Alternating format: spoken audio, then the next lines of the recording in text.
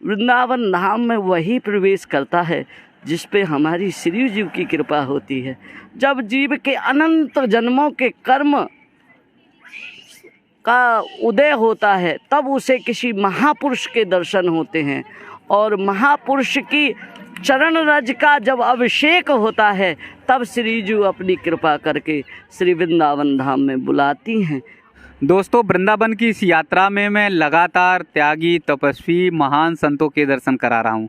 आज मेरा सौभाग्य है कि मुझे मलूक पीठ के महाराज जी का दर्शन हुआ और भावपूर्ण दर्शन हुआ।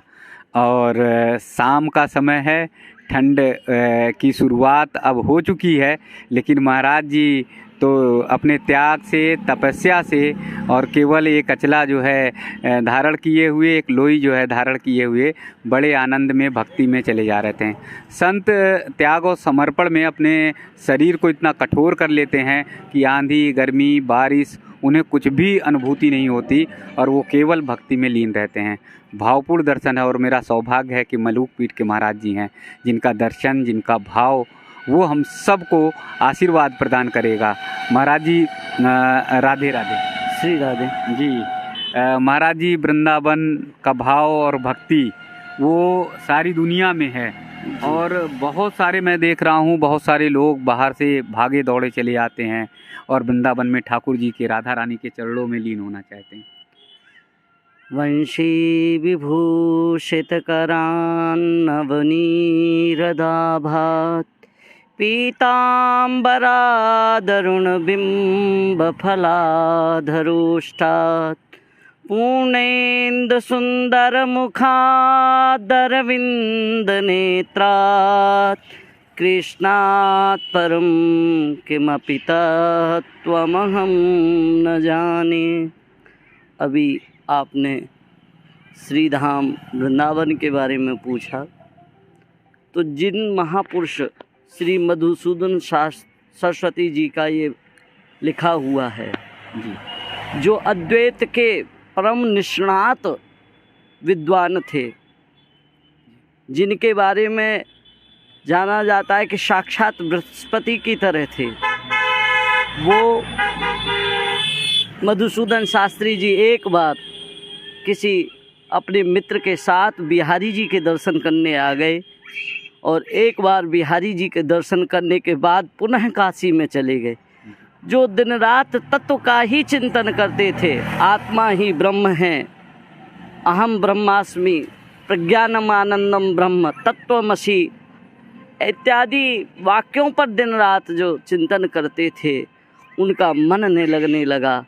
रात में बिहारी जी आने लगे और उन महापुरुष फिर सारे वेदांत के शास्त्रों को छोड़कर, सबको बांटकर और श्रीमद् भागवत का 10वें स्कंद का लेकर वृंदावन में आए और फिर उन्होंने कहा है, कृष्णात् परम किमपि तत्त्वम हम न जाने।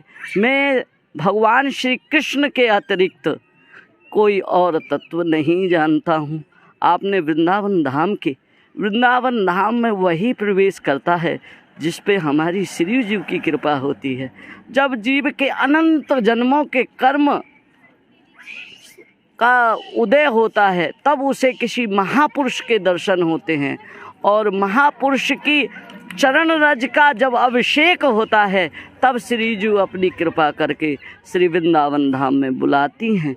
और हमने यहाँ महापुरुषों से सुना है और मेरा दृढ़ विश्वास है कि कोई व्यक्ति यहाँ केसी घाट पर जाके और जमुना मैया का जल लेके प्रतिज्ञा करे कि मैं वृंदावन नहीं छोड़ूंगा, तो उसका 1 करोड़ का हो, 10 करोड़ का हो, 20 खरब का हो, कितना भी खर्चा हो, हमारी श्री जीव सारा वहन करती हैं।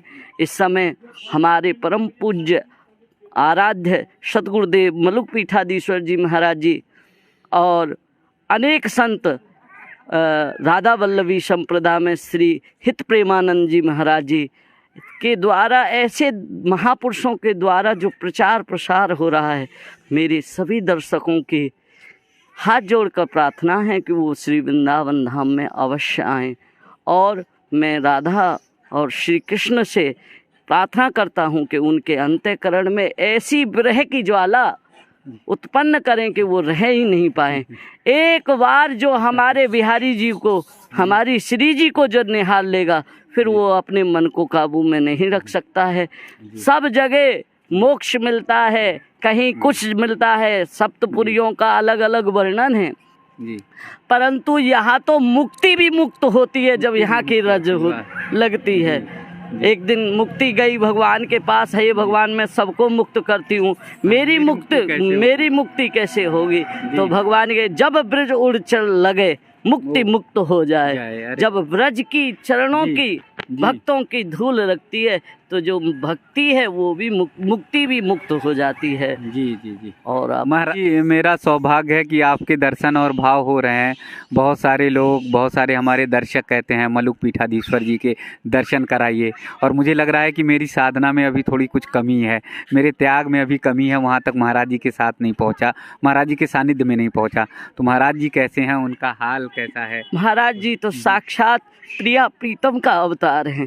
उन जैसा दयालु मेरे गुरुदेव हैं, मैं इसलिए नहीं कह रहा हूँ, मैं जमुना जी की साक्षी मान के कहता हूँ कि हमारे महाराज जी परम पूज्य मलुक पीठाधीश्वर तो युगल रूप में श्याम एक रूप में आकर अनंत जीवों का कल्याण कर रहे हैं। और कहा जाए साक्षात जैसे रघुनाथ जी दयालु हैं, कृपालु हैं, करुणालय हैं, वैसे ही हमारे पूज्य मलुक पीठाधीश्वर महाराज जी इतने ही दयालु हैं। उनकी दयालुता का वर्णन नहीं कर सकते हैं। जी जी। और महाराज जी का कोई बिल्कुल सरल है, कोई भी आए, अपरिचित भी व्यक्ति आता है तो उसे लगता है कि जैसे मैं कब से परिचित हूँ इनसे। जी जी। महाराज जी के यहाँ कोई ऐसा रोक टोक नहीं है, कोई भी मिलता है सबसे साधारणता से मिलते हैं।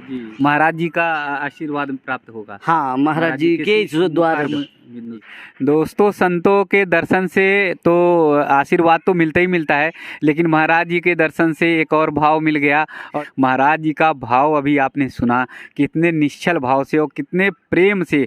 कई बार तो मैं देख रहा था कि महाराज जी की आंखें बस बरबस में टपक आएंगी और आंखों से आंसू छलक आएंगे। वृंदावन की महिमा, वृंदावन का गुणगान और महाराज जी का, पीठाधीश्वर जी महाराज जी का गुणगान इतने भाव से कर रहे थे।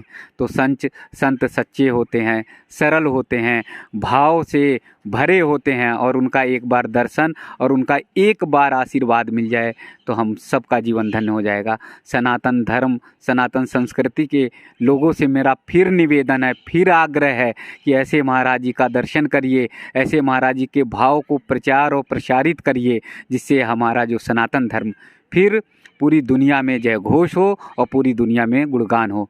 वृंदावन की इस यात्रा में लगातार ऐसे ही त्यागी, तपस्वी, महान संतों के दर्शन कराता रहूँगा।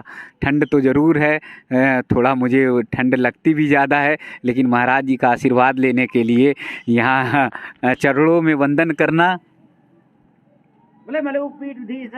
भगवान आशीर्वाद लेना, ये मेरे लिए सौभाग्य की बात है, ये मेरे लिए आशीर्वाद की बात है।